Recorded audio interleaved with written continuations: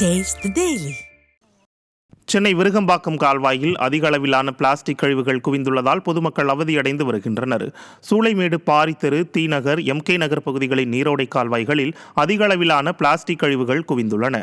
இதன் காரணமாக துர்நாற்றம் வீசி சுகாதார சீர்கேடு ஏற்பட்டுள்ளதால் நோய் தொற்று ஏற்படும் அபாயம் உள்ளதாக அப்பகுதி மக்கள் அச்சத்தில் உள்ளனர்.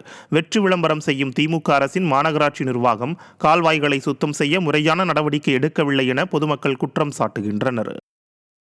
நாங்கள் க்ளீன் பண்ணது ஒரு மாதம் முன்னாடியே க்ளீன் பண்ணோம்.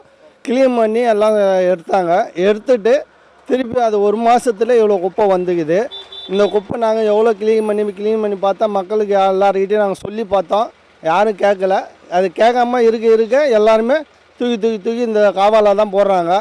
அதை க்ளீன் பண்ணி திருப்பி ஒரு மாதத்தில் ரிட்டர்ன் ஆகணும் பார்த்தா ஃபுல்லாகவே ரொம்பிடுது. அது எவ்வளோ சொன்னாலும் யாரும் எதுவும் கேட்க மாட்டேன்றாங்க. எல்லாருமே போட்டுறாங்க. கார்ப்பரேஷனில் ஃபோன் பண்ணி சொல்லியும் கம்ப்ளைண்ட் பண்ணியும் எந்த ஒரு நடவடிக்கையும் எடுக்கலை. எதுவுமே எதுவும் இல்லாமல் ஃபுல்லாக குப்பை.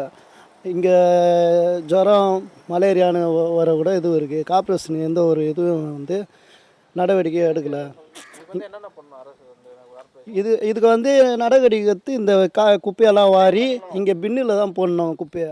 தமிழகத்தில் இடைநிலை ஆசிரியர்கள் பதவி உயர்வில் இழுபறி நீடிக்கும் நிலையில் 2200 பள்ளிகளில் தலைமை ஆசிரியர் இன்றி மாணவர்களின் கல்வி பாதிக்கும் அபாயம் ஏற்பட்டுள்ளது. பழைய ஓய்வூதியம் கொண்டுவரப்படும் என தேர்தலின் போது பொய் மூட்டையை அவிழ்த்துவிட்ட திமுக ஆட்சிக்கு வந்து 4 ஆண்டுகள் ஆகியும் எந்த நடவடிக்கையும் எடுக்காமல் அரசு ஊழியர்களின் முதுகில் குத்தி வருகிறது. இது ஒருபுறம் இருக்க, தமிழகத்தில் இடைநிலை ஆசிரியர்களுக்கான பதவி உயர்வு கலந்தாய்வில் 2 ஆண்டுகளாக இழுபறி நீடித்து வருகிறது. இந்த நிலையில் அதற்கு உரிய நடவடிக்கையை மேற்கொள்ளாமல் வேடிக்கை பார்க்கும் விடியா திமுக அரசு மாணவர்களின் கல்வியையும் ஆசிரியர்களின் நலனையும் உடைக்கும் நடவடிக்கையில் ஈடுபட்டு வருகிறது. ஸ்டாலின் அரசு தனது மோசமான நிர்வாகத்திறனால் தொடக்க மற்றும் நடுநிலை பள்ளிகளில் நிர்வாக குறைபாடுகளை உண்டாக்கி ஆசிரியர்களே கற்றல் மற்றும் நிர்வாக பணிகளையும் மேற்கொள்ளும் அவல நிலையை உருவாக்கி உள்ளதால் கூடுதல் சுமையுடன் ஆசிரியர்கள் தவித்து வருகின்றனர்.